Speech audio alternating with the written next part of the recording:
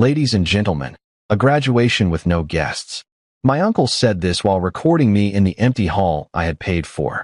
Mom texted, "We're at your brother's housewarming. Don't be salty. Love you." Then Dad added, "Catering's on your card. Just $5,600. I forgot mine. I said, "Nothing. Just send a thumbs up." An hour later, I ordered a delivery to my brother's new home. They smiled until they read the note. Then the call started. "My name's Jamie. I'm 27. First in my family to finish college and the oldest kid who learned early how to juggle bills, side gigs, and the role of unofficial help desk for everyone's phones. I'm the one who stays late, who double CH checks flight times, who books the venue because, you know, how to do that stuff. I don't drink much. I track receipts, and I keep spare batteries in my backpack like it's a religion. I'm also the kid they forget to clap for." That morning, I buttoned my gown with hands that wouldn't stop shaking. I'd rented the small campus hall for an hour after the ceremony. Nothing extravagant, just a clean room with folding chairs, a Bluetooth speaker, coffee urns, and a sheet cake I bought with my last overtime check. I set up the phone tripod near the stage and laid out programs with my name spelled right. It felt stupidly hopeful. I stood under the fluorescent lights and took a breath that tasted like lemon cleaner. The custodial guy gave me a thumbs up and said, "Congrats, boss."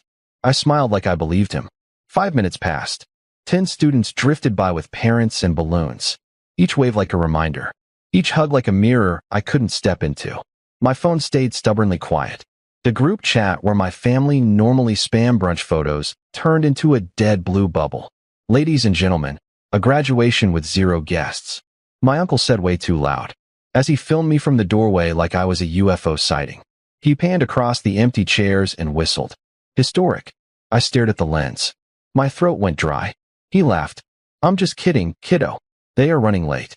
He said it like late was a place you could live. I checked my phone. A new text from Mom lit the screen. "We're at your brother's housewarming. Don't be salty. Love you." The typing bubbles popped up again.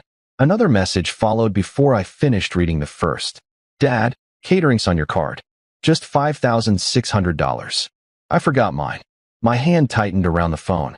The screen blurred, then snapped back.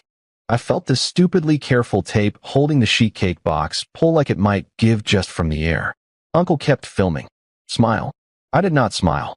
I looked at the stage, the cheap banner with my name, the empty rows I had paid for seat by seat. I thought about the way Mom always said, "Family shows up. That's what matters." I thought about last month when I fixed Dad's email while he told me I should take fewer electives and more real classes. I thought about my brother getting a new TV the week I asked if anyone could help with textbooks. The lights hummed. Somewhere down the hall, a janitor's cart squeaked. "Say something," Uncle said, lowering his phone a fraction. "For the vlog," he says, "vlog like it's a diagnosis." "I'll send the link," I said. He winked. "There you go." I sat on the edge of the stage. I imagined my family arriving late with a dramatic flourish, claiming traffic or parking or a wrong turn. I pictured them laughing and hugging me like the last hour hadn't happened. My chest hurt with how real the imaginary felt. 3 more texts landed. Aunt Lena sent a balloon emoji.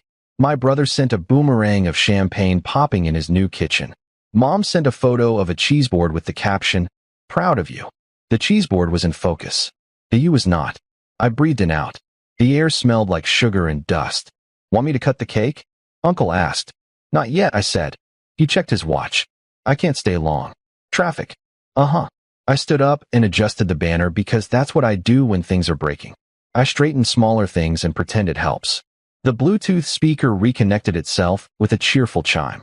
Somewhere in the building, another family cheered. My hands started to shake again, this time with a colder kind of energy. I put the phone face down. I didn't answer anyone.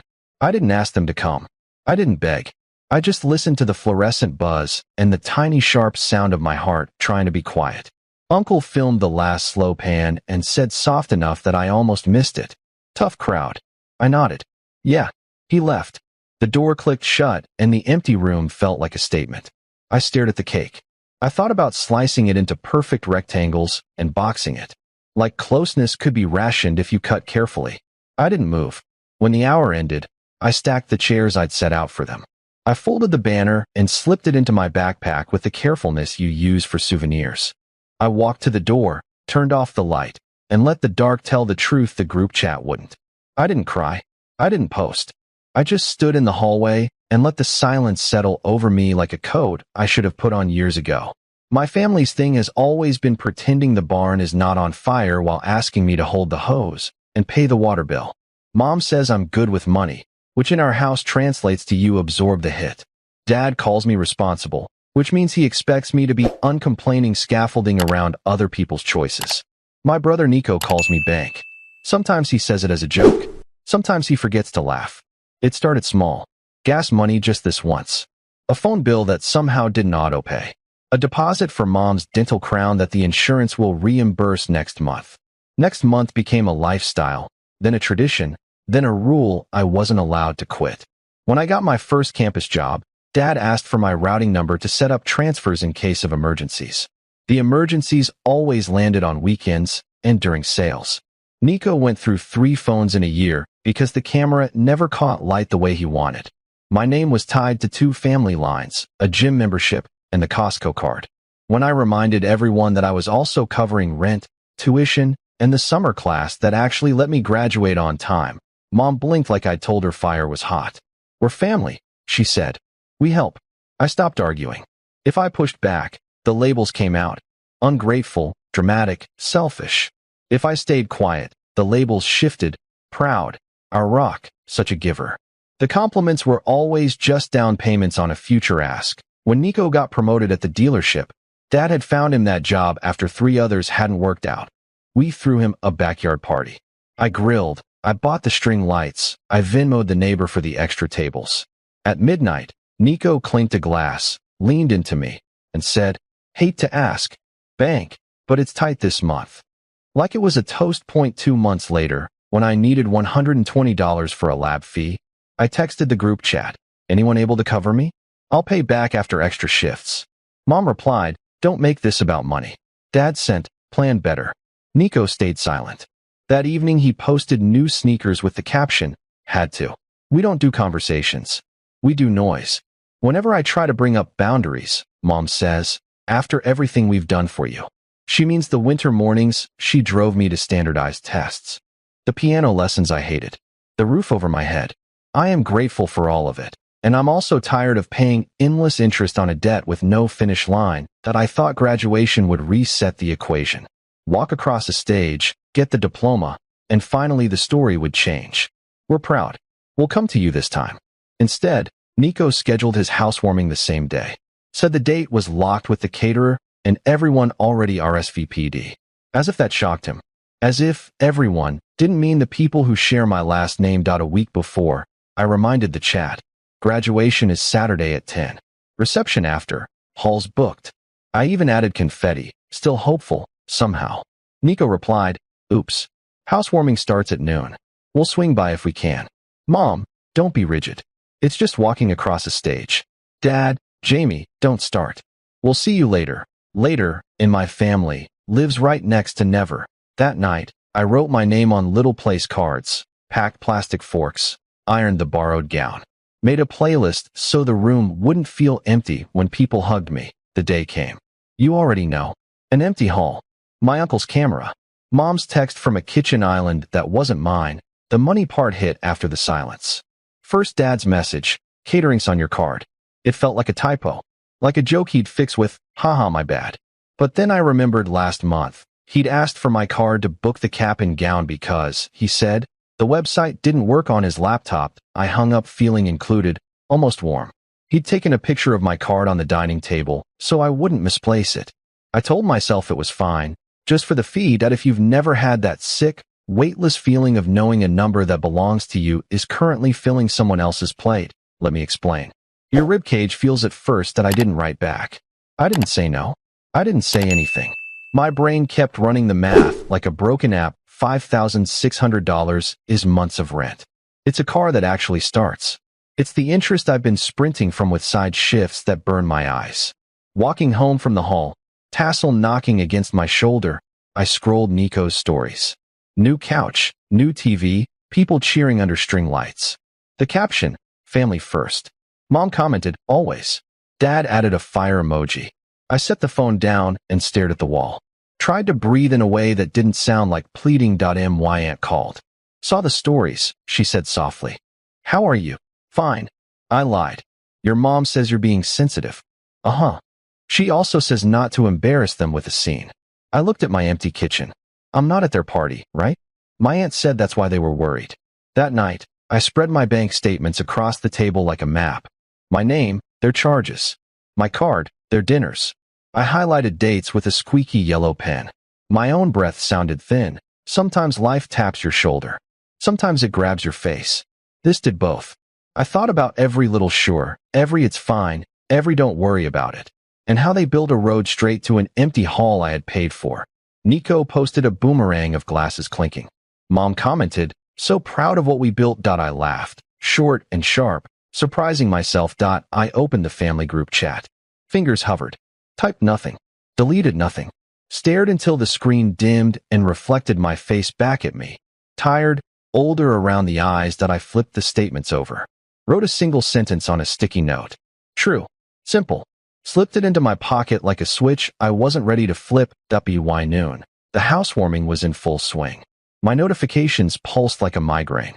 Living room tours, pantry tours, a slow zoom on a charcuterie board the size of a coffee table. Nico filmed himself opening my gift.